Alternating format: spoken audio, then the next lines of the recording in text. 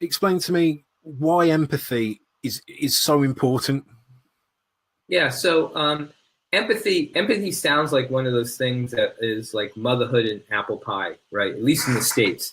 Um, and it's because human beings are naturally empathetic.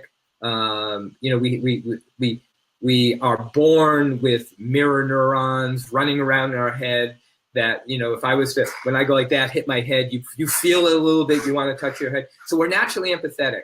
But it turns out that when we go into our organization, when we, as an individual, as an empathetic individual, we go into an organization, the way that organizations are structured, they actually crush customer empathy.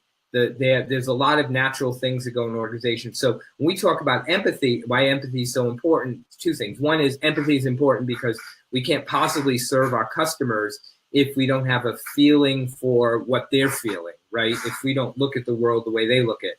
And the second reason why it's important is that we have to recognize these inhibitors that happen inside of organizations, find them and break them.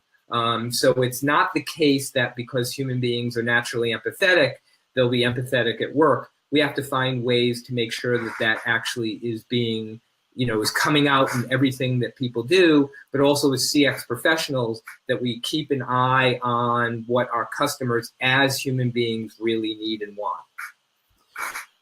Okay, so that's an interesting one, and it's interesting that you sort of describe it in that way, because I agree with you. You do tend to find that most people are empathetic, they're caring, they care for one another. But then, of course, when they get put into work, they tend to get put into little boxes, told, well, this is your job, do this, don't look at that, just focus. They get given targets, which focus them on doing activities that sometimes encourage them away from using their empathy.